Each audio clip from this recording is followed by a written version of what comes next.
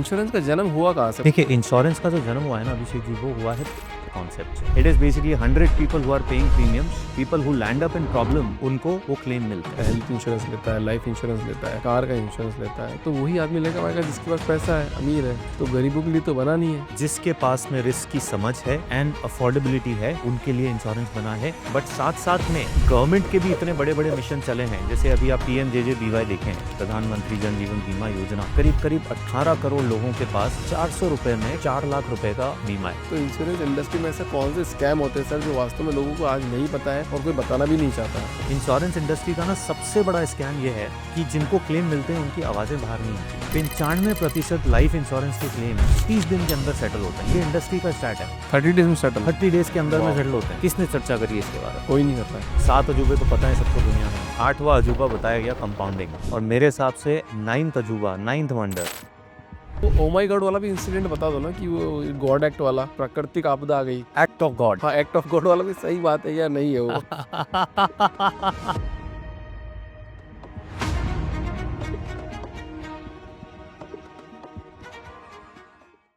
सौरभ जी, बहुत बहुत स्वागत है आपका द फाउंडर्स ड्रीम के अंदर। हर एक फाउंडर का सपना होता है और सारे फाउंडर्स हमारे इस पॉडकास्ट में आते हैं। आज का पॉडकास्ट है ना, बहुत गजब करेंगे अपन। और क्यों गजब करेंगे? क्योंकि ये हर आदमी की ज़िंदगी से रिलेटेबल पॉडकास्ट है जी। इंश्योरेंस लेगा तो भी फंसता है और नहीं लेगा तो भी फंसता है। आज इस दुविधा को अपन ख़त्म करने की कोशिश करेंगे। आपके 15 सालों के एक्सपीरियंस से आपकी कंपनी के बारे में भी जानने की कोशिश करेंगे कि इंश्योरेंस वास्तव में एक स्कैम है या वास्तव में किसी आदमी को लेना चाहिए। तो सौरभ जी, शुरुआत करते हैं। बहुत ही बेहतरीन पॉडकास्ट है इंश्योरेंस के लिए, मेरा को बताया, क्योंकि मैंने भी बहुत काम किया इंश्योरेंस में। तो ये कॉन्वर्सेशन एक ऐसा हो जाएगा कि लोगों की आई ओपनिंग हो जाएगा। बिल्कुल वैसा ही करते हैं। तो ना बताइए सबसे पहले सौरभ जी की सबसे पहले इस पॉडकास्ट में कि इंश्योरेंस लेना चाहिए कि नहीं लेना चाहिए, यहीं से शुरुआत करते हैं। Thank you so much Abhishek ji for having me here.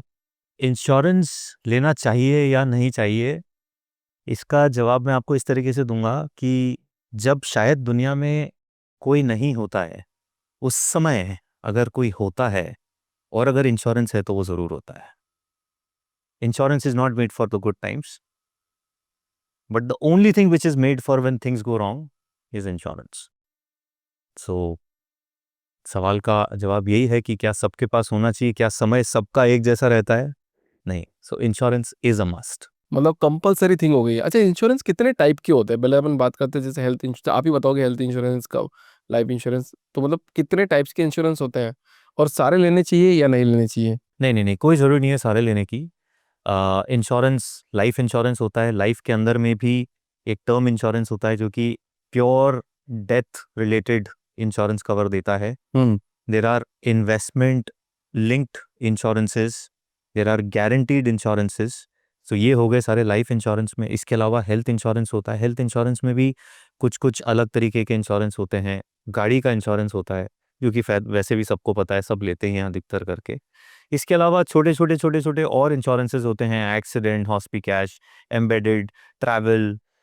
So insurance basically आप इसको इस तरीके से देख सकते हैं कि हर चीज़ जहाँ पर एक रिस्क दिखती है वहाँ पर इंश्योरेंस अगर नहीं है तो आ जाएगा समय के साथ में, but that's the job of insurance.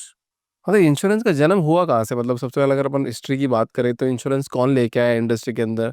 क्या ये सिर्फ पैसा बचाने की स्कीम से था, पैसा को अलग दिशा में ले जाने की स्कीम पे था, या वास्तव में लोगों की हेल्प करने के लिए इंश्योरेंस बनाया गया था? देखिए, इंश्योरेंस का जो जन्म हुआ है ना अभिषेक जी, वो हुआ है पूलिंग के कॉन्सेप्ट से। और मैं आपको थोड़ा सा इसको एक अलग ढंग से बताता हूँ। तिरुपति बालाजी, ठीक है, तिरुपति बालाजी में शायद चढ़ावा दुनिया में सबसे ज़्यादा आता है, ठीक है। और वहाँ पे ऐसी सोच है, ऐसी मान्यता है कि वहाँ पे मन्नतें भी शायद सबसे ज़्यादा पूरी होती हैं। राइट। तो क्या हुआ, पूलिंग हुआ, और उस पूलिंग से मतलब 100 लोग गए मन्नत मांगने, तो क्या 100 के 100 की मन्नत पूरी हो गई? नहीं भी होगी। शायद नहीं, है ना। बट अधिकतर लोगों की हो गई। तो जो जिनकी हो गई उनकी बात आगे गई और उससे और लोग आए और चढ़ावा आया। Insurance works on the same concept, right? It is basically 100 people who are paying premiums, people who land up in problem, जिनको परेशानी होती है उनको वो क्लेम मिलते हैं। This is This is how insurance is started. So it's pooling of interest, pooling of risks, वहां से चालू हो. बट धीरे धीरे लोगों ने इसको इन्वेस्टमेंट मानना चालू कर दिया कि अच्छा इनमें इन्वेस्टमेंट है, it's not a risk protection kind of thing. तो ऐसा क्यों दिशा में चला गया, ये किसी एजेंट के थ्रू गया, कंपनीज का ट्रांसफॉर्मेशन हो गया? देखिए, 7 अजूबे तो पता है सबको दुनिया में, ठीक है. 8वां अजूबा बताया गया कंपाउंडिंग, और मेरे हिसाब से 9th अजूबा, 9th wonder is guarantee. Guarantee आजकल सब प्रोडक्ट्स में है। हाँ, तो जहां पर भी शब्द आ जाता है गारंटी का, वहां पर एवरीथिंग बिकम्स सेकंड. अगर इंडिया को देखें ना, तो इंडिया में जो इंश्योरेंस चालू हुआ है मोटे तौर पे करीब 1956-1960 के आसपास में चालू हुआ इंश्योरेंस इंडिया में. कब से लेकर के आप देखेंगे कि 2005 से लेकर 2010 के बीच तक लगभग India was a dominantly a savings economy. हर घर में सेविंग सेविंग सेविंग, कितना सेव किया, ये चलता था. मतलब इंडिया करीब करीब आप समझिए वो 40 से 50 साल तक रोटी कपड़ा और मकान की कंट्री थी. हर घर में यही चर्चे होते थे. तो जो इंश्योरेंस जो एक गारंटीड प्रोडक्ट के रूप में बड़ा हुआ है, वो उस समय की जरूरत थी. ऐसा नहीं है कि किसी ने मिससेल किया. प्रॉब्लम जो हुई है ना, अगर हम हाइंडसाइट पे यानी कि आज खड़े होकर पीछे देखते हैं ना, तो हमें लगता है कि यार ये क्या किया, इतना प्रीमियम ऐसे ही दे दिया. वो सोच भी सही है, बट उसमें प्रॉब्लम क्या है ना, कि जब आपको कोई अगर बोलता है कि आप 10 से 15 साल तक प्रीमियम दें, मान लीजिए 1000 रुपया दे रहे हैं 10 से 15 साल तक, और 15वें या 20 साल में आपको 25 से 30 हजार रुपये मिल रहे हैं, तो उस समय 25 से 30 गुना 20 गुना जब पैसा मिलता था, तो वो सोच में लगता था अरे वाह.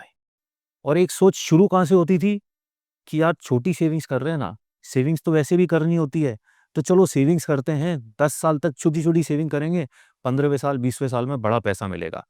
प्रॉब्लम ये हुई कि 15वें साल में जब प्रेजेंट वैल्यू में आए, प्रेजेंट वैल्यू ऑफ मनी में आए, तो उस समय जाके देखा ये तो कुछ पैसा ही नहीं है. सेम ही हुआ, सेम ही हो गया. इन्फ्लेशन इतना भारी बढ़ रहा है। एग्जैक्टली.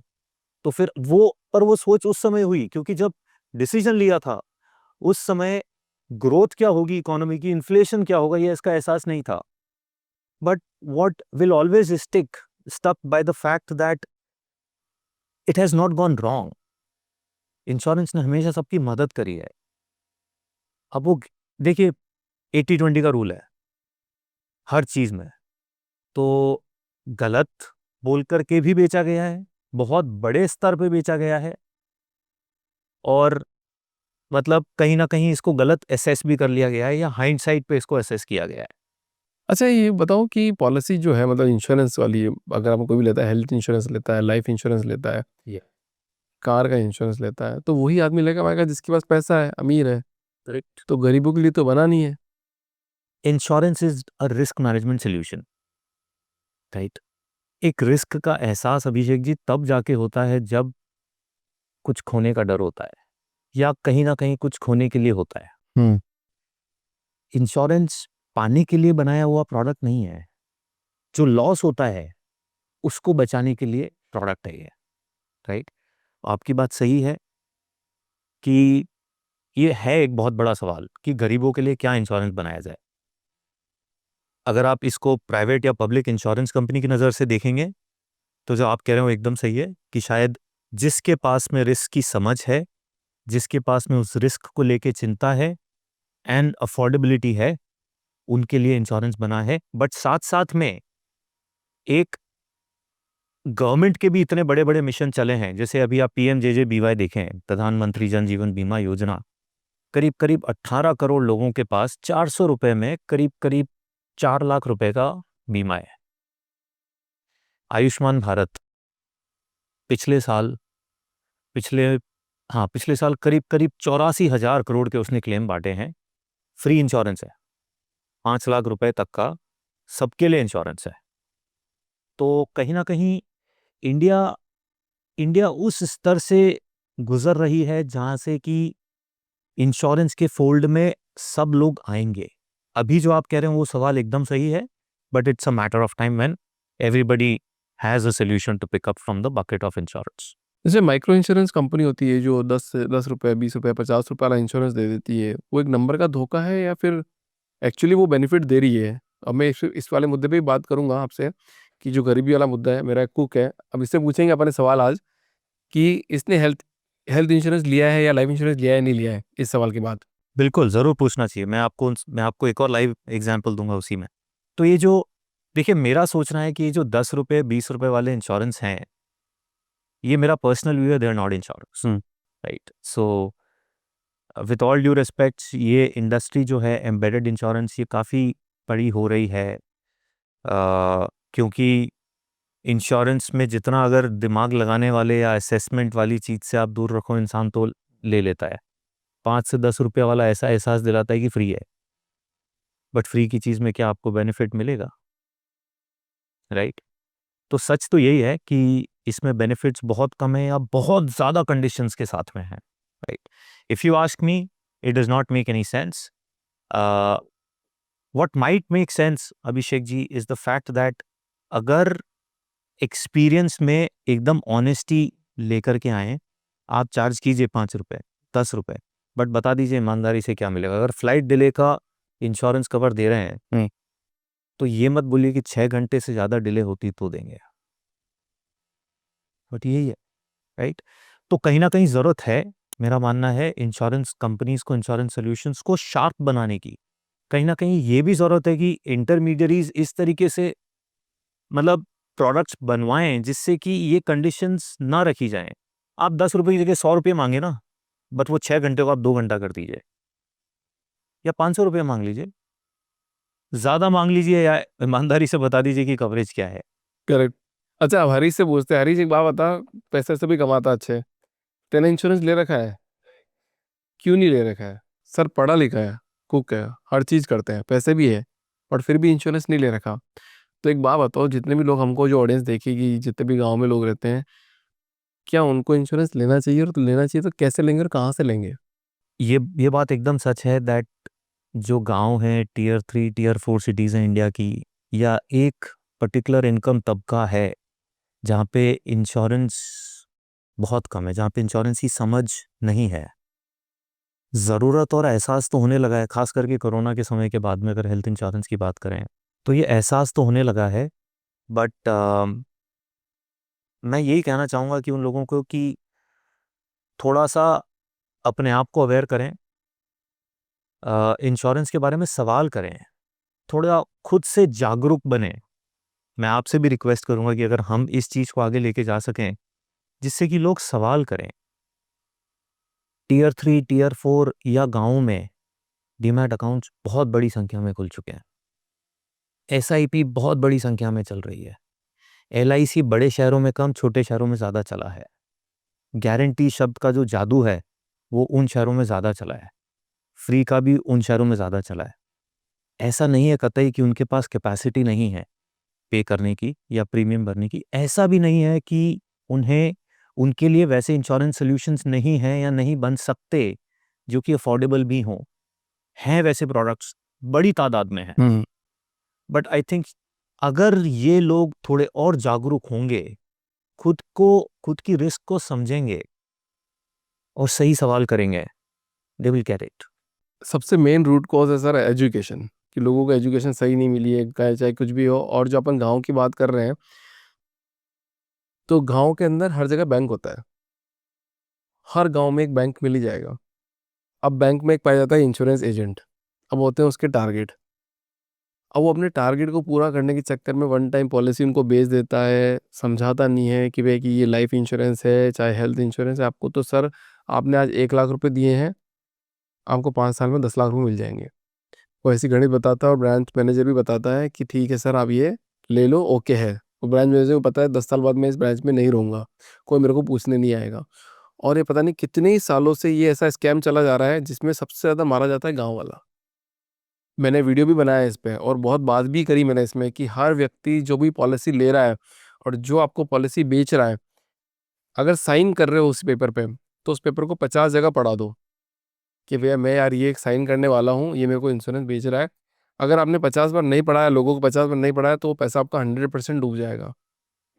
Correct sir. अब कंडीशन की बात आ गई, तो एक बात बताओ कि अगर मैंने पॉलिसी ले ली कोई, चाहे हेल्थ इंश्योरेंस चाहे लाइफ इंश्योरेंस पॉलिसी ले ली, तो इसका मतलब मैं ये सोचता हूँ कि मेरा सब कुछ कवर हो गया, I am done with all the things.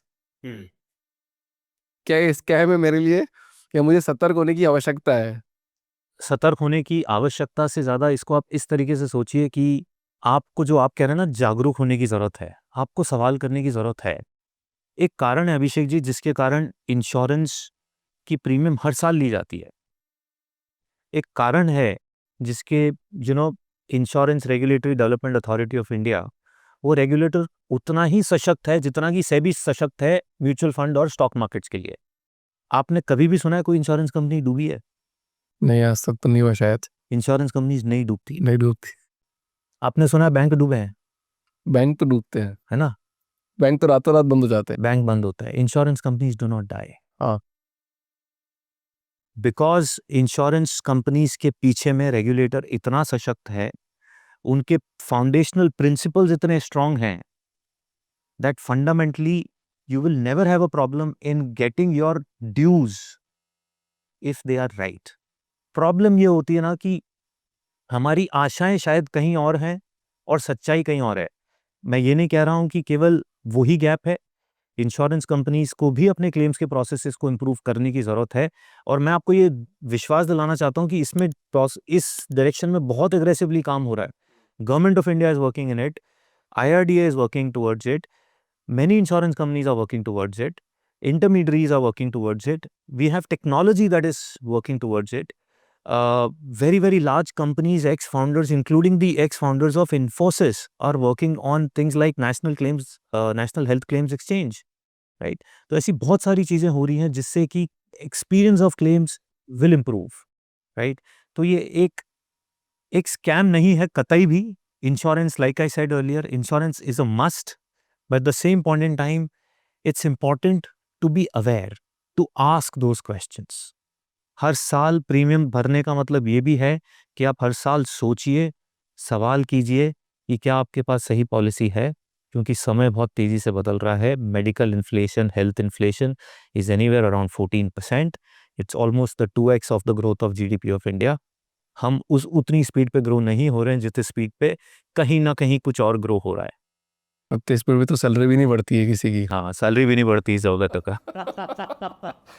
अच्छा, क्लेम की बात आ गई तो ना, कैशलेस क्लेम आजकल कुछ सालों से ज़्यादा चलन में है कि आपको एक कार्ड दे देंगे, आप किसी भी हॉस्पिटल में जाओगे, और ऐसा ही बोला जाता है बाकायदा, आप किसी भी हॉस्पिटल में जाओगे, बेधड़क आप एडमिट हो जाओ, आपका सारा पैसा कैशलेस हो जाएगा, पूरा क्लेम हो जाएगा आपको।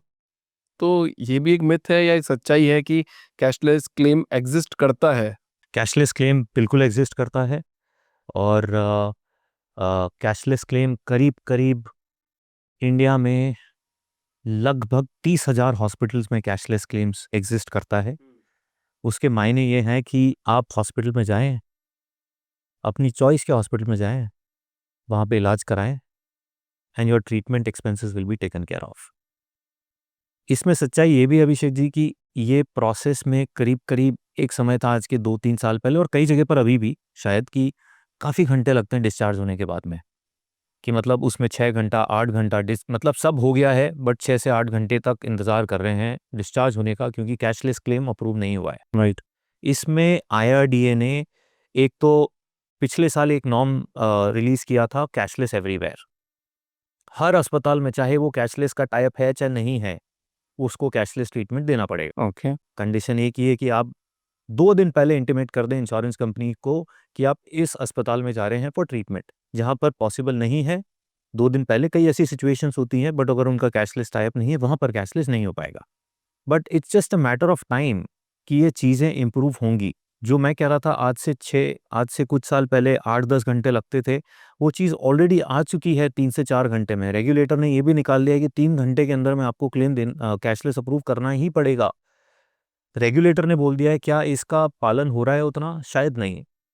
बट देखिए, आप इसको देखिए कि वो उस दिशा में जा रहा है, आ रहा है। What is not known is the fact that it is not just about insurance companies clearing the claim in 3 hours, 2 hours, 4 hours. It's also about some support coming from the hospitals. When I hear it from the side of insurance companies, there are genuinely the other side of problems also that come up. Saurabh ji, बहुत बहुत basic सवाल करते हैं कि insurance company ने अपने procedure बना दी कि ये हमारी पॉलिसीज़ हैं और ये पॉइंटर्स है, ये टर्म्स एंड कंडीशन ये है। अब बहुत सारे प्लेटफॉर्म आ गए हैं, आप जाओ सिंगल क्लिक पे वो पॉलिसी बाय कर लो। मान लो कोई बंदा है XYZ, उसको कोई प्री डिजीज है, उसने पूछा आप स्मोकिंग करते हो, ड्रिंकिंग करते हो, उसने बोला नो करता हूँ, मैं ड्रिंकिंग भी नहीं करता हूँ, स्मोकिंग भी नहीं करता हूँ, मेरे को कोई प्री डिसीज भी नहीं है। Okay okay okay okay okay, 50,000 का चेक काटा, पॉलिसी आ गई। फिर वही बंदा हॉस्पिटल में एडमिट होता है।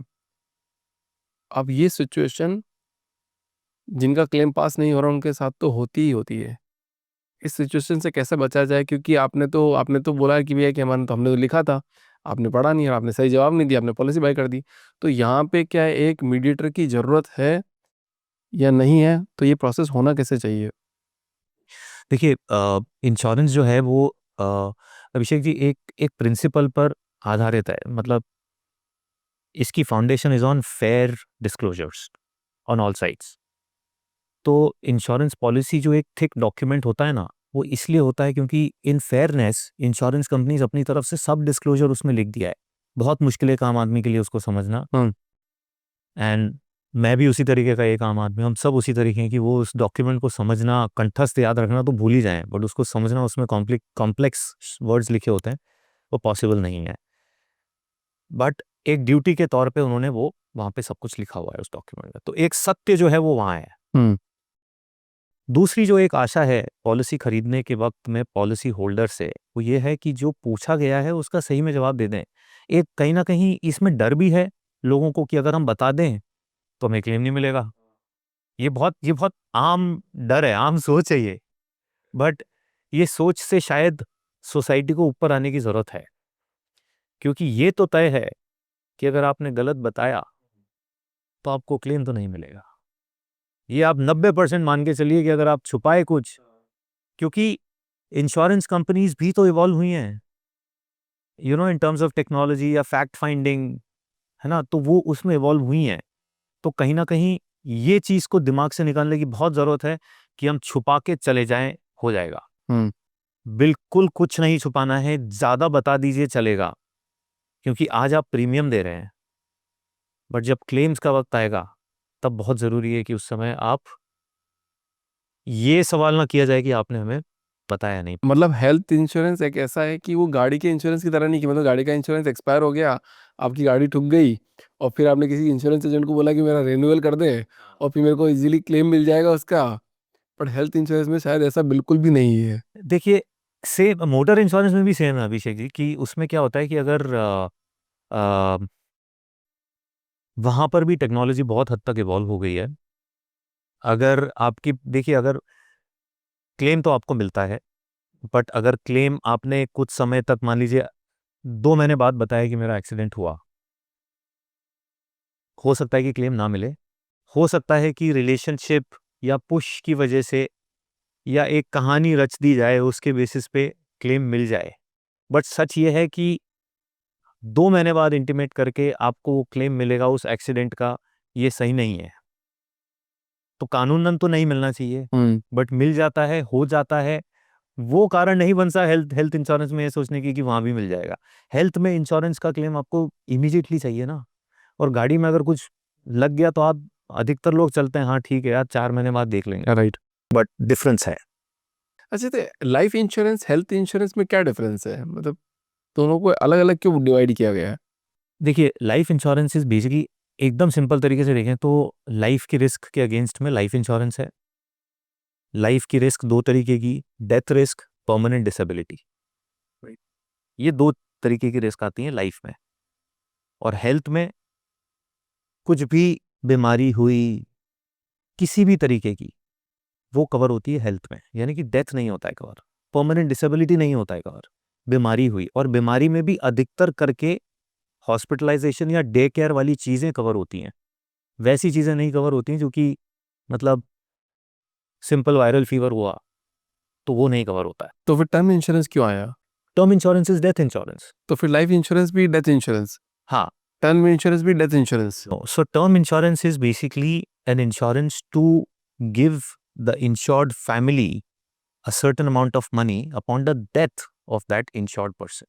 Only death? Only that. उसमें पैसा मिलता है वापस? बिल्कुल मिलता है उसमें। तो करीब करीब आंकड़ों के हिसाब से देखेंगे तो 98.7% claims were honoured in life insurance. आप क्लेम्स की बात कर रहे हैं ना, तो अभिषेक जी करीब करीब जो नेट प्रीमियम इंश्योरेंस कंपनीज को जाता है ना, उसमें से करीब करीब 78% उस नेट प्रीमियम का, नेट प्रीमियम यानी कि एडजस्टेड फॉर जीएसटी ओनली, 78% उस इंश्योरेंस प्रीमियम का क्लेम्स में दिया जाता है। ये आंकड़े हैं, असली आंकड़े हैं। 9 करोड़ क्लेम आए थे पिछले साल, 9 करोड़ क्लेम, उसमें से करीब करीब 7.25 करोड़ क्लेम पास किए गए। ये वही चीज होती है जहां पे कि जब चीज हो जाती है, यानी कि आपने अपने कर्तव्य को पूरा कर दिया, तो क्या उसके बारे में आप बताएंगे कि आपने कर्तव्य पूरा किया? नहीं, आपके आसपास वाले भी नहीं बताएंगे। बट आपने नहीं किया तो जो आवाज बाहर आती है, वो आवाजें वो आती हैं बाहर जब क्लेम नहीं मिलता है। अच्छा, इंडिया में कितने परसेंट लोग होंगे जो इंश्योरेंस करवाते होंगे? मतलब 140 करोड़ लोग हैं हम, तो कितने परसेंट लोग होंगे जो इंश्योर्ड होंगे? दो तरीके से देखना है। अगर आप पूरे 140 करोड़ के बेस पे देखेंगे अभिषेक जी, तो इसमें करीब करीब मोटे तौर पे करीब 35 करोड़ के आसपास के लोग हैं, 35 से 40 करोड़ लोग जिनके पास में इंश्योरेंस है। इसका ऑफिशियल नंबर नहीं है, बट ग्रुप इंश्योरेंस और इंडिविजुअल इंश्योरेंस को इकट्ठा करके करीब करीब 35 से 40 करोड़ के बीच में आंकड़ा। 100 करोड़ लोग इंश्योर्ड नहीं है अभी भी, लगभग लगभग। हाँ, तो अगर आप 140 करोड़ को देखेंगे ना, तो उसमें से 18 से कम के और ओवर एज्ड या कोमॉर्बिडिटीज वाले जो लोग हैं, या with all due respects below poverty को अगर आप बाहर रखेंगे, तो हम करीब करीब बात कर रहे हैं एक इंश्योरेबल बेस की, जो कि करीब करीब 80 करोड़ के आसपास आता है, 75-80 करोड़ के आसपास का बेस आता है। उसमें से करीब करीब 40 करोड़ लोगों के पास में किसी ना किसी तरीके का बीमा तो है। अधिकतर करके लाइफ इंश्योरेंस, उसके बाद में हेल्थ इंश्योरेंस, है कोई ना कोई बीमा। परेशानी ये है ना कि बीमा बहुत कम है। जो अंडर इंश्योरेंस जिसे कहते हैं ना, वो इंडिया की सबसे बड़ी प्रॉब्लम है as compare to not covered at all. मैं आपको एग्जांपल देता हूँ, और ये 4-5 दिन पहले की है, जो जो मेरे ड्राइवर के साथ में हुआ कि उनका एक कज़न है, ड्राइवर गाड़ी चला रहा था, कहीं पे पार्किंग में रोकी, ब्रेन हैमरेज हो गया। और जो उनके साथ थे, गाड़ी के जो ओनर थे, वो लेके गए उनको हॉस्पिटल में। हॉस्पिटल ने बिल बताया 26 लाख का। अच्छे खासे लोग 26 लाख नहीं दे सकते, मैं ब्रेन हैमरेज की बात कर रहा हूँ। 26 लाख तो नहीं हो तो दूसरे हॉस्पिटल में शिफ्ट किया गया। दूसरे हॉस्पिटल में खर्चा तो आ गया 2-3 लाख का, ठीक है, बट वो इंसान नहीं रहा। अब प्रॉब्लम ये है, मैं ये गारंटी नहीं दे रहा हूँ कि क्या 26 लाख में इंसान की जिंदगी बच जाती, शायद, मुझे नहीं पता, राइट, बट चांसेस शायद ज्यादा होते। राइट, हो सकते थे। तो जो जो गैप है 26 लाख और 2 लाख वाला, जो हॉस्पिटल का गैप है, उसके बीच में भी एक दुनिया है। शायद वहां पे भी प्रोबेबिलिटी शायद ज्यादा होती, पर वो इंसान नहीं रहा। 3 यंग डॉटर्स, 8 साल से 16 साल के बीच की 3 बेटियां हैं, गांव से है, यूपी के एक, और वाइफ तो मतलब 10th पास भी नहीं है। एक आंकड़ा है, गवर्नमेंट का रिलीज डेटा है एक और, इंडिया इज द बिगेस्ट, जो कैंसर के केसेस आते हैं इंडिया से, वो दुनिया में सबसे ज्यादा आते हैं। और करीब करीब 18 lakh cancer cases disclosed, declared, diagnose होते हैं इंडिया में सालाना। 18 लाख। ये डिस्क्लोज्ड ऑफिशियली जो आ रहे हैं बाहर, उनकी बात कर रहा हूँ, पता नहीं कितने जो नहीं आ अनऑफिशियल रहा होंगे, उनका कोई कह क्या नहीं उनका सकता। कह ही नहीं सकते। ये 18 लाख डायग्नोस्ड हैं। इसमें से करीब करीब 70% केसेस एडवांस्ड स्टेज पे पहुंच जाता है ना कैंसर, तब डायग्नोस होते हैं, 4th स्टेज पे आता है, पता 4th नहीं। स्टेज पर। इसमें से ये जो पूरे कैंसर आया है 18 लाख, उसमें से 43% केसेस में क्राइसिस फाइनेंसिंग होती है, इंश्योरेंस नहीं होता है तो इनसफिशिएंट होता है। 43% of these cases, these families have to borrow money in a crisis situation. This is the reality of India. ये एक सच है। और इसी के साथ में दूसरा सच ये है कि कैंसर को ट्रीट करने के लिए इम्यूनोथेरेपी आ चुका है। वो क्या है इम्यूनोथेरेपी? आर्टिफिशियल इंटेलिजेंस के कारण we have now, science has the ability to detect cancer 15 years before. ये कैंसर को पैदा होने में 5 से 30 साल के बीच में लगता है। ये ऑफिशियल नंबर है, इसको एवरेज आप समझ लीजिए 15 साल। एआई ने ये सोल्यूशन बना दिया है कि 15 साल पहले पता लग जाएगा कि इंसान को कैंसर होने वाला है क्या, और मजे की बात यह है कि 15 साल पहले ट्रीटमेंट हो जाएगा। अब आप सोच के देखिए, स्टेज 4 जो 70% केसेस हैं, and where has medical science reached. But you know what is the cost of this immunotherapy treatment? It starts at 20 lakhs। 20 lakh से शुरू होता है इसका ट्रीटमेंट। अब मुझे ये बताइए कि किसी के घर में ये जांच करके पता चलता है 15 साल पहले कि उनको कैंसर होने के चांसेस हैं, क्या कोई भी ऐसा इंसान है जो ट्रीटमेंट नहीं कराएगा? कौन कराया? बट करवा पाएगा क्या?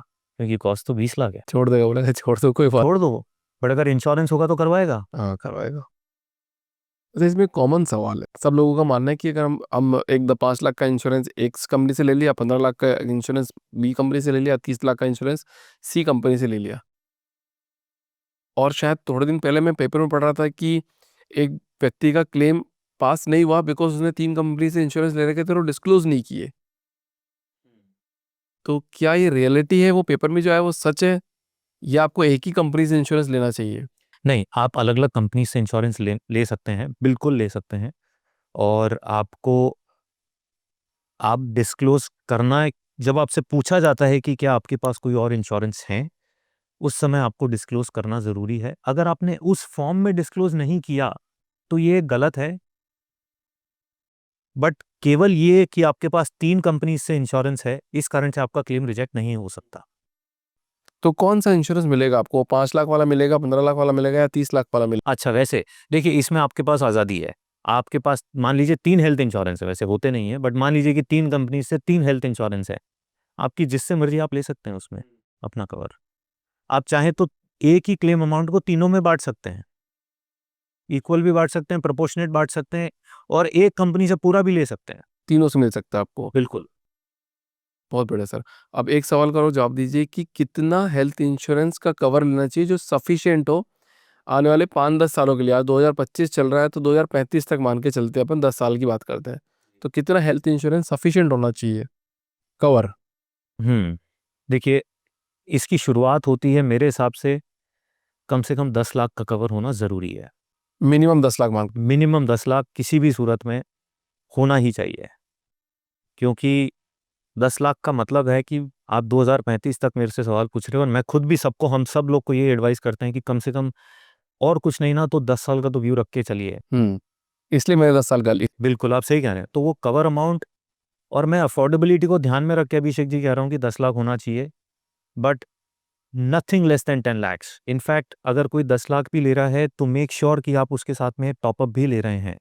टॉपअप इसलिए कह रहा हूं मैं कि अफोर्डेबिलिटी के हिसाब से top up comes for much laser. उसमें डिडक्टेबल का अमाउंट होता है कि 10 लाख के ऊपर के क्लेम उस पॉलिसी से कवर होंगे। देखिए, इंश्योरेंस कभी भी कोई भी मलेरिया चिकनगुनिया के लिए नहीं लिया जाता है, और लेते हैं तो फिर वो सोच ठीक नहीं है। इंश्योरेंस हमेशा लिया जाता है कोई बड़ी प्रॉब्लम हो जाए उसके लिए। सो ये जो 14% का आंकड़ा है ना, और ये जो इन्फ्लेशन का आंकड़ा है, मतलब 14% जो मेडिकल इन्फ्लेशन का आंकड़ा है, इसका मतलब ये है कि ये 10 लाख 5 लाख से कम हो जाएगा 5 साल में। आराम से। क्योंकि मेडिकल इन्फ्लेशन जो हेल्थ केयर है ना, वो 2 चीज़ से चल रही है। एक तो एक तो वो जो कि हमेशा से सेम ट्रीटमेंट हो रहा है, and then there is modern treatment which is happening, जैसे मैंने आपको इम्यूनोथेरेपी का एग्जांपल दिया। सो जो नॉर्मल इन्फ्लेशन है अभिषेक जी, वो ऐसा चल रहा है सौदात का। मेडिकल साइंस में इनोवेशन हो रहा है ना, स्टेप ऑफ स्पीड तो से। रोबोटिक ट्रीटमेंट जो हो रहे हैं, रोबोटिक ट्रीटमेंट इज एक्सपेंसिव। एक आम आदमी क्या सोचता है अगर कभी घर में कोई बीमार होता है? Will you not pick the best hospital? आप बाय डिफॉल्ट शायद कोशिश करोगे, इफ नॉट बेस्ट, शायद शहर के वन ऑफ द बेस्ट में जाओगे। राइट। खोज लग जाती है, खोजबीन चालू हो जाती है कि सबसे अच्छा डॉक्टर कौन है, सबसे अच्छा हॉस्पिटल भी चाहिए, सबसे अच्छा डॉक्टर भी चाहिए, अब साथ में रोबोटिक ट्रीटमेंट या मॉडर्न ट्रीटमेंट भी चाहिए, तो फिर the cost will be high. तो क्या होता है कि हमें इंसान को ये समझने की ज़रूरत है कि इंडिया का एस्पिरेशनल इंडेक्स बहुत ज़्यादा है। यानी कि हम हम बहुत तेज़ी से ग्रो हो रहे हैं, यानी कि हम रियल टर्म्स में जो ग्रो हो रहे हैं ना, उससे ज़्यादा हमारे एस्पिरेशन हमें वहाँ लेके जाते हैं। राइट। हम कोई रोटी, कपड़ा और मकान वाले लोग नहीं रहे अब। बिल्कुल भी नहीं रहे, बिल्कुल नहीं वो है। सब ऊपर हमारी उड़ गया शुरुआत इंडिया। होती है गार्लिक नान से, अगर इंडियन कुजीन में बात करेंगे तो। Absolutely right. फार्म हाउस की चर्चा हो रही है, सेकंड होम थर्ड होम की बात हो रही है। The number of people that travel from India to foreign countries is increasing at one of the fastest rates in the world. That's the reality, right? So यही सच है मेरे हिसाब से कम 10 लाख से शुरू होकर के एक टॉपअप लीजिए 15 लाख का, तो अपने आप को 25 लाख तक कवर कीजिए। हर 3 से 4 साल में वापस से असेस कीजिए कि आपका कवर एडिक्वेट है कि नहीं है। सवाल कीजिए और निडर होके अपने कवरेज को बढ़ाइए, निडर होकर के अपने आप को अच्छा प्रोटेक्ट करिए। मैं हमेशा कहता हूँ प्रोटेक्ट व्हाइल यू ग्रो। देखिए, एक इन्फ्लेशन की पॉजिटिव साइड ये है कि हम अपने आप ग्रो हो रहे हैं। राइट, अपने आप ग्रो हो रहे हम हैं, अपने आप ग्रो हो रहे हैं। आपको कुछ करने की जरूरत नहीं पड़ रही। एग्जैक्टली हम अपने आप ग्रो हो रहे हैं। इकोनॉमी इतनी तेजी से ग्रो हो रही है ना कि आम आदमी जो है वो उससे डबल ग्रो होता है, बट कम से कम जितना देश ग्रो हो रहा है उतना तो सब लोग ग्रो हो रहे हैं। पूरी दुनिया के अंदर ना सबसे बड़ी बिल्डिंग मॉल होती है। मतलब अगर आप देखोगे, पहला बिजनेस मॉल का बिजनेस, सबसे बड़ी बड़ी बिल्डिंग होती है। और दूसरा आता है हॉस्पिटल। मेरे को नहीं लगता शायद उससे बड़ी कोई बिल्डिंग होती होगी। दो ही सेगमेंट है जो सबसे खतरनाक बूमिंग पे है। पूरा पैसा वैसा कमा के खर्च करने मॉल में जाते हैं, पूरा पैसा वैसा कमा के लास्ट में अपन जाते हैं हॉस्पिटल सबसे ज़्यादा खर्चा करने। तो बेटर है कि हेल्थ इंश्योरेंस पहले ही ले लेना चाहिए, बहुत जरूर। हाई कवरेज के साथ लेना चाहिए। High coverage. अच्छा, इंश्योरेंस इंडस्ट्री की बात अपन कर रहे हैं और स्कैम की बात ना करें तो ये तो हो ही नहीं सकता है। तो इंश्योरेंस इंडस्ट्री में ऐसा कौन से स्कैम होते हैं सर जो वास्तव में लोगों को आज नहीं पता है और कोई बताना भी नहीं चाहता? अगर आप उसके बारे में कुछ बेबाक और बेधड़क बोल सकें। जरूर। इनफैक्ट एक जो बहुत बड़ा, मैं थोड़ा सा रिवर्स तरीके से आपके सवाल का आंसर दूंगा। इंश्योरेंस इंडस्ट्री का ना सबसे बड़ा स्कैम ये है कि जिनको क्लेम मिलते हैं उनकी आवाजें बाहर नहीं आती हैं। आपके शुरू से मेरे से सवाल ये रहे कि क्लेम मिलता है नहीं मिलता है, मतलब हम इसमें निडर होके खरीदें कि नहीं, मतलब डर बहुत ज्यादा है। तो सच सबसे बड़ा जो है, जो छुपा हुआ है, जो बाहर नहीं आ रहा है, वो यही है कि क्लेम मिलता है। ये सच है।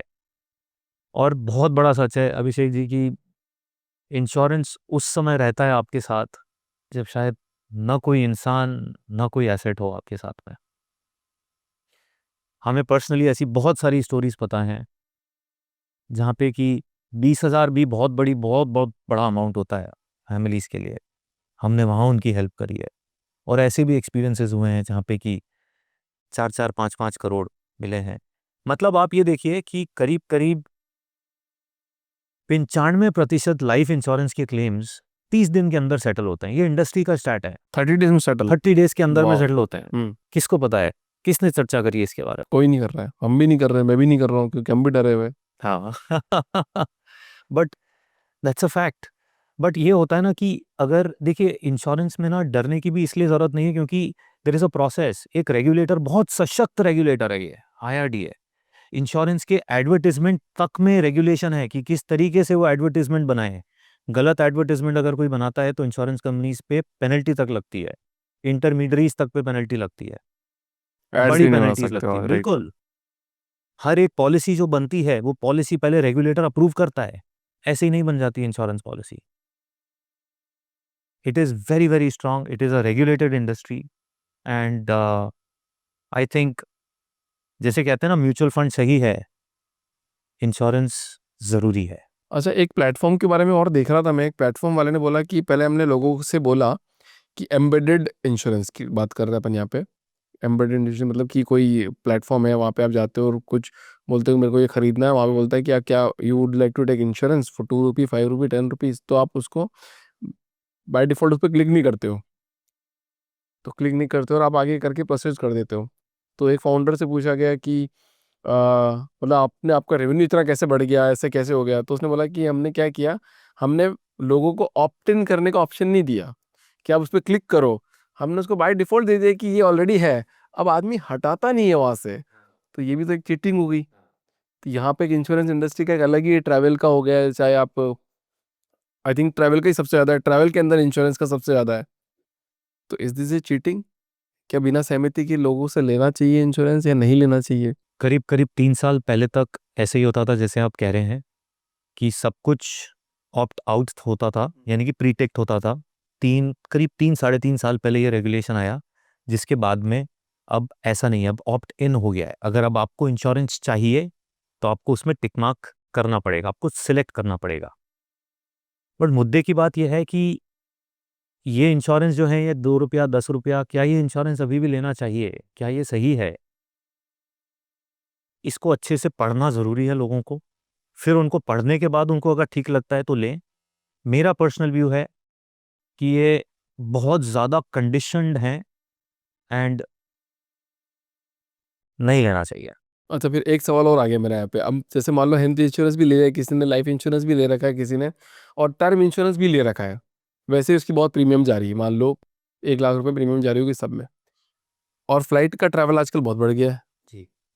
फिर वहाँ पे पूछते हैं कि सिक्योर ट्रैवल करना है कि अनसिक्योर ट्रैवल करना है, वहाँ पे भी पैसे की बात कर रहे हैं, तो फिर वो वाला इंश्योरेंस क्यों लें? उसमें आपका सवाल एकदम सही है।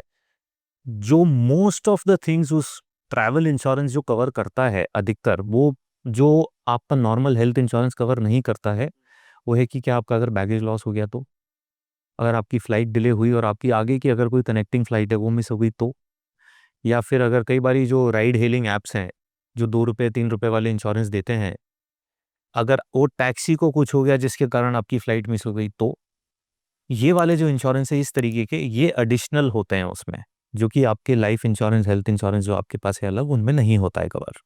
अच्छा, ये मतलब लाइफ वाला इंश्योरेंस नहीं है ट्रैवल के अंदर? मतलब इसमें वो भी होता है, कुछ-कुछ ऐसे होते हैं जिसमें वो भी होता है, बट जो एक लाइफ या हेल्थ इंश्योरेंस में नहीं होता है, मैं उनकी बात कर रहा हूँ। ये सारी चीज़ें उनमें नहीं होती हैं। Flight delay, baggage cover, baggage loss, partial baggage loss, your laptop loss, all of those kind of but life वाला जो डेथ वाला है तो वो फ्लाइट के अंदर होगा, या वो लेना चाहिए नहीं लेना चाहिए? अगर लाइफ इंश्योरेंस है आपके पास, हाँ, तो आपकी कहीं पर भी डेथ होती है वो कवर्ड है, चाहे वो फ्लाइट में हो। एक वो ओ माय गॉड वाला भी इंसिडेंट बता दो ना, कि वो गॉड एक्ट वाला, क्या ये भी सही है क्या कि गॉड अगर कुछ प्राकृतिक आपदा आ गई? Act of God. हाँ, एक्ट ऑफ गॉड वाला भी सही बात है या नहीं है वो? नहीं, ये एक्ट ऑफ गॉड वाला भी, जैसे जो कैलिफोर्निया में जो अभी, अमेरिका कैलिफोर्निया में जो वाइल्ड फायर्स लगे थे, उसमें काफ़ी इंश्योरेंस कंपनीज ने एक्ट ऑफ गॉड को इन्फोर्स किया था, इस क्लॉज को, कि उसमें ये कई बारी क्या होता है कि देखिए, इंश्योरेंस कंपनीज में रिस्क को असेस किया जाता है, वो हर तरीके से सोचते हैं कि क्या क्या रिस्क हो सकती हैं। कई बारी ऐसी आपदाएं आ जाती हैं जो कि इमेजिनेशन में भी नहीं थी। सो उस स्टेज पर ये बोल दिया जाता है कि कई कई जगह पर ये बोल दिया जा सकता है कि it was an act of God. And अगर इंश्योरेंस पॉलिसी में इस तरीके की चीज लिखी है कि act of God is not covered, then it will not be covered. ये डिस्प्यूट हुआ था, बहुत बड़ा डिस्प्यूट हुआ इंश्योरेंस कंपनीज और इंश्योर्ड के अगेंस्ट में, यूएस में। ये मसला अभी भी चल रहा है, देखते हैं कहाँ पे सेटल होता है। वाह! अच्छा, अभी तो बताओ, मतलब कंपनीज तो मेरे ख्याल से जो इंश्योरेंस कंपनी देती है वो 15-20 ही होगी, मेरे को जहाँ तक आइडिया है, जो लास्ट एंड एंड इंश्योरेंस देती है। बट जो प्लेटफॉर्म्स है वो बहुत सारे हो गए। हाँ, तो क्या प्लेटफॉर्म वाले भी कुछ एडिशनल थिंग्स दे रहे हैं, और किस प्लेटफॉर्म को चूज करना चाहिए, ये कैसे आइडिया लगा है? देखिए इंडिया में करीब करीब 59 इंश्योरेंस कंपनीज है, सारी इंश्योरेंस मिला करके। नहीं नहीं, सब इंश्योरेंस एंड वाली जो लास्ट में जो देती है। प्लेटफॉर्म्स बहुत हैं, और अ, जो डिस्ट्रीब्यूशन चैनल्स हैं, यानी कि जो एक कंज्यूमर और इंश्योरेंस कंपनीज के बीच के जो हैं, उसमें प्लेटफॉर्म्स भी हैं, डिजिटल प्लेटफॉर्म्स, एजेंट्स भी हैं। एजेंट्स यानी कि third party agents, insurance companies के खुद के एजेंट्स, ये अलग चैनल्स हैं। फिर उसी की तरह पे बैंक भी आ जाते हैं। तो ऐसे मल्टीपल चैनल्स हैं जो एक ही रास्ते हैं कंज्यूमर और एक इंश्योरेंस कंपनीज के बीच के। सो मेरा पर्सनल व्यू इसमें यह है अभिषेक जी, दैट सबसे पहले कंज्यूमर को अवेयर होने की ज़रूरत है, जागरूक होने की ज़रूरत है, वो सवाल पूछें, एक वो ज़रूरत है। चैनल आप कोई सा भी लें, बट आपको जागरूक होने की बहुत ज़्यादा ज़रूरत है। सवाल करिए, बहुत सवाल करिए, डरिए मत, हर चीज़ के बारे में पूछिए, हर चीज़ डिस्क्लोज़ भी करिए, and then you can pick whichever channel you like. Digital native population होती है, कुछ लोग होते हैं जिनको कि केवल डिजिटल ही खरीदना पसंद है, तो बिल्कुल there are many platforms. But हमें वही तो ना, आप बोल रहे हो सवाल करो, तो आजकल तो टेक का जमाना है, कस्टमर सपोर्ट भी इतना कोई खास होता नहीं है। अगर सही मायने में बात की जाए, क्योंकि आप जब आप चैट करते हो, जब आप फ़ोन पे रहते हो, तो you are not getting right information, क्योंकि जो पीछे एजेंट बैठे हैं they are not well trained कि यार उनको ये बात भी पता होगी, वो बात भी पता होगी। तो फिर कैसे बात संवाद कैसे किया जाए कंपनी के थ्रू कि यार, या तो इसीलिए शायद एलआईसी ज़्यादा बढ़ी हुई है, क्योंकि वो लोगों के घर जा जा के बताते हैं, और लोग 15-15, 20-20, 25-25 सालों से टिके हुए हैं इस इंडस्ट्री में, ऐसा कुछ? नहीं, आपकी बात बराबर है एकदम। So training honestly is a big problem. अधिकतर करके जो एजेंट्स हैं इंडिया में, उनके पास में ट्रेनिंग बराबर नहीं है। They are not very well trained, thoroughly trained, so that's a problem. हाँ, और मेरे हिसाब से थोड़ा बहुत नॉर्म्स भी चेंज, देखिए रेगुलेटर ने अमेजिंग काम किया पिछले 2-3 सालों में यहाँ पे, बहुत अच्छा काम किया। और केवल ये, अच्छा एक बहुत बड़ी चीज़ ये है कि इंश्योरेंस का जो रेगुलेटर है वो केवल और केवल एंड कंज्यूमर्स के लिए बना है। वो हर उनका डिसीजन जो होता है वो एक policy holder interest policy holder interest को सोच के किया जाता है। Every decision, right? So it's important that थोड़े रेगुलेशंस और आए ट्रेनिंग के साइड में। मैं ये भी बोलूँ कि शायद पेनल्टीज भी आ जाए तो शायद अच्छा है मिस सेलिंग की। अकाउंट पेनल्टी से ज़्यादा अकाउंटेबिलिटी एक्ट आना चाहिए हर जगह पे, कि अगर कोई कंपनी इंश्योरेंस बेच रही है तो उसमें अकाउंटेबल होना चाहिए उस आदमी को, कि यार I am accountable for this thing. कि अगर मान लो कोई प्लेटफॉर्म है, तो वहाँ से अगर इंश्योरेंस लिया गया है, तो that company has to be accountable, कि यार इस बंदे का क्लेम का सेटलमेंट जो है वो कैसे फास्ट हो सके और कितना जल्दी हो सके, या फिर कुछ और अकाउंटेबिलिटी एक्ट। आई थिंक जो आने वाला समय काफ़ी अच्छा समय होगा from accountability stand point, because technology की हेल्प से चीज़ें काफ़ी ज़्यादा खुल गई हैं, काफ़ी ज़्यादा ट्रांसपेरेंट हो रही हैं। मतलब अब आज की तारीख में कानून तो बैठा है, बट आज की तारीख में इम्प्लीमेंट नहीं हो रहा है कि अगर किसी की कहीं पर कोई अपनी बॉडी टेस्ट भी करा रहे हैं, फुल हेल्थ चेकअप भी करा रहे हैं, तो आने वाले समय में all of that data will become accessible. तो यानी कि इंश्योरेंस कंपनीज भी उस डेटा को देख करके इंश्योर करेंगी। तो रिस्पॉन्सिबिलिटी एंड अकाउंटेबिलिटी भी आती है कि आपने चेक करके अगर इश्यू किया है तो फिर आपको देना ही पड़ेगा। देना ही पड़ेगा। अच्छा, आपकी कंपनी के बारे में लोग कहते हैं कंज्यूमर फर्स्ट इंश्योर टेक, जी, क्या मतलब है इसका? इसका मायने ये है अभिषेक जी कि अ, हमने ना कंज्यूमर के जो पेन पॉइंट्स हैं उनको सॉल्व करने के लिए काफ़ी कुछ बनाया है। हुँ। हमारी कंपनी ने एक ऐप बनाई है कवरश्योर नाम से। उसमें हम बेचते नहीं हैं फिलहाल इंश्योरेंस, हम आने वाले समय में उसमें लोगों को रिस्क मैनेजमेंट सॉल्यूशंस देंगे। बट हम आज की तारीख में उनको ये बताते हैं कि उनकी पॉलिसी में क्या कवर्ड है, क्या नहीं है। हम उनको ये बताएँगे अगले कुछ महीने में कि will your policy survive a heart attack in 2030? Will your policy survive an arthritis in 2034? 2 चीज़ें निकल के आती हैं इससे कि क्या आपको रिस्क की समझ है कि क्या क्या कॉस्ट हो सकती है उसकी उस समय पर? लोगों को नहीं पता है। बहुत फंडामेंटली लोगों को नहीं पता है कि यार एक हार्ट अटैक का इलाज कराने के लिए अभी क्या खर्चा लगता है, 2030-32 में क्या खर्चा लगेगा, नहीं पता है साहब किसी को। कोई नहीं बता सकता, क्योंकि किसी ने एक्सपीरियंस नहीं किया है। तो हम ये हमारी ऐप में ये वाले सॉल्यूशंस हमने बनाए हैं। हम साथ-साथ में उनको ये बताते हैं कि क्या आपकी पॉलिसी जो एक्जिस्टिंग है, वो कवर करेगी या उसमें क्या शॉर्टकमिंग्स हैं, जो आपको पता होना चाहिए। और ये हम एकदम अनबायस्ड वे में बनाते हैं। हमारी इसमें कुछ अर्निंग नहीं है। हमारा जो कंज्यूमर फर्स्ट अप्रोच है वो इसीलिए है क्योंकि हम लोगों को अवेयर कर रहे हैं इससे। हम लोगों को जो उनकी जो आज की तारीख में बहुत फंडामेंटल प्रॉब्लम है, ट्रस्ट डेफिसिट की, विश्वास नहीं होता। हम जब से साथ में बैठे हम बात कर रहे हैं यार विश्वास कैसे लेके आएँ इसमें इंश्योरेंस में। तो हमने वो चीज़ बनाई है जिससे कि हम उसमें 4 सीढ़ी लोगों को चढ़ा रहे हैं ऊपर। ट्रस्ट डेफिसिट से कॉन्फिडेंस की एक जर्नी है। हम उस जर्नी में 4 कदम लोगों को हेल्प कर रहे हैं आगे बढ़ने के लिए। वाह सर! अब एक एक सवाल और, एक आखिरी सवाल, कि एक बात बताओ कि ये इंश्योरेंस सेगमेंट जो है वो साल भर के जो प्रीमियम हम बाय करते हैं, यार अच्छा मेरे को खरीदना ही है, तो क्या ऐसे सब्सक्रिप्शन बेस्ड बन सकता है कि अच्छा मंथली प्रोटेक्शन मेरे को मिला हुआ है, टेंशन नहीं है? जी। ऐसा आने वाले भविष्य में ऐसा कुछ चेंजेस आ सकते हैं? सी आज की तारीख में भी ऐसे सॉल्यूशंस हैं, बट आपका जो मेन सवाल है वो ये है कि क्या हमें फ्रैक्शनाइज़ हो सकती हैं चीज़ें? क्या हमें on the fly, on the go हम खरीद सकते हैं more frequently, with more information? तो answer your question is yes. बहुत इनोवेशन हो रहा है इंश्योरेंस में। आने वाले समय में आप देखेंगे that insurance will become a main stay. देखिए 1960 में करीब करीब जब इंश्योरेंस आया था, तभी इंडिया की जीडीपी पर कैपिटा वाज $84, $84। आज की तारीख में वो करीब करीब $2,500 है। इंश्योरेंस इंडस्ट्री मोटे तौर पे इफेक्टिवली इंडिया में चालू हुई 2007 से, चल रही है रिसेंटली पहले से। हाँ, बट इफेक्टिवली हाँ, बट इफेक्टिवली जो समझ आई वो 2007 2005 के आसपास में स्टार्ट हुई, जब ओपन भी किया गया as per the regulations industry को। तब से इंश्योरेंस इंडस्ट्री आई है।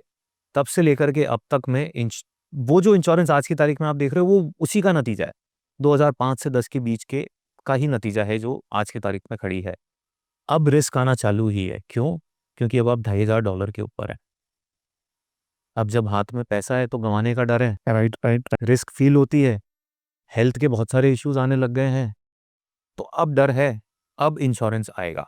बट जिन्होंने इंश्योरेंस अभी तक नहीं लिया है, बेहतर यही होगा कि वो अब इंश्योरेंस। तो क्या ले, हेल्थ इंश्योरेंस ले, लाइफ इंश्योरेंस ले, टर्म इंश्योरेंस ले, कौन सा लेना सबसे बेहतर है कि ये ले लो? तो क्योंकि देखो आप आज सैलरी जो है, इन्फोसिस की मैं बात करूं, पहले 10 साल पहले भी 3.5 लाख रुपए सैलरी थी।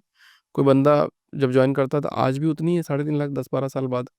कोई स्टार्टअप थोड़ा ज़्यादा पैसे दे देते हैं, तो कुछ सर्टेन टाइम के लिए देते हैं, पर उनका भी एक थ्रेशोल्ड होता है कि इसके ऊपर बियॉन्ड नहीं जा सकता है, क्योंकि इंडस्ट्री इतना ग्रोथ नहीं कर रही है। लाइक तो क्या लेना चाहिए इंडिविजुअल को? इंडिविजुअल पापा मम्मी की नहीं बात करेंगे, इंडिविजुअल आदमी को जो जॉब कर रहा है, जिसके पास थोड़ा बहुत पैसे आने लगे हैं, तो क्या करे? देखिए मिनिमम इंश्योरेंस जो किसी को लेना चाहिए वो है सिंपल टर्म इंश्योरेंस। वो लेना ही चाहिए। यानी कि सिंपल टर्म इंश्योरेंस के मायने है कि सिंपल डेथ कवर, एक वो लेना ही चाहिए, और यंग एज में लेना चाहिए। क्योंकि टर्म इंश्योरेंस में आप यंग एज में लेते हैं तो उसकी कॉस्ट बहुत कम होती है और आप उसको बहुत समय तक रख सकते हैं। टर्म इंश्योरेंस कोई अगर एनालिटिकली, अगर बहुत सारे यंग लोग आजकल स्टॉक ट्रेडिंग करके वो तो मल्टीप्लायर इफेक्ट देखते हैं। तो एक समझने की बात उसमें यह है कि टर्म इंश्योरेंस बेसिकली 1000 गुना तक रिटर्न दे देता है, कभी किसी को ना जरूरत पड़े but as a matter of fact 1000-1200 गुना तक रिटर्न देता है वो, अगर आप उसको सही समय पर लें तो। Term insurance is a must, and a minimum health cover of 10 lakhs with a top up of 15 lakhs. So total health cover of around 25 lakhs in my view is a must. चाहे आपकी salary कितनी भी हो। समय के साथ आप उसको वहां तक तो पहुंच जाएं कि आप ले लें, क्योंकि अगर सैलरी कम है तो इंश्योरेंस होना और भी ज्यादा जरूरी है। एक लास्ट सवाल मेरे दिमाग में और आ रहा है कि जो ग्रुप हेल्थ इंश्योरेंस पॉलिसीज होती है, क्या वो फायदेमंद होती है कंपनीज के लिए, या वो भी वेस्ट है पैसा? इंडिविजुअल्स के लिए, आपके लिए मतलब है? हाँ, नहीं। सो ग्रुप हेल्थ इंश्योरेंस का बहुत ज़्यादा उसमें लिमिटेशंस होती हैं, और ग्रुप हेल्थ इंश्योरेंस अक्सर करके इसलिए होता है क्योंकि आपके एम्प्लॉयर ने आपके लिए लेके रखा है। It's very important to have your own insurance, क्योंकि आप एक कंपनी से मूव करेंगे या आपके कोई पर्सनल चेंजेस होते हैं, एवरेज तौर पे employer insurance, group insurance 3-4 lakh का कवर करता है, जो कि कुछ नहीं है। अच्छा है तो, but that does not do away कि आप उसमें अपना खुद का ना लें। अपना खुद का होना बहुत ज़रूरी है। सौरभ जी, बहुत बहुत धन्यवाद आपका इस पॉडकास्ट में आने के लिए। आई होप आपने एंजॉय किया हो, और जो आपने जो चीज़ें बताई है, that is an I opening for everybody. I think insurance ले लें सब, मैंने तो ले रखा है एक छोटा सी। I loved it, thank you so much for having me here. आपसे ज़्यादा एंजॉय मैंने किया, और आपने मंच दिया एक बात करने के लिए, so thank you so much.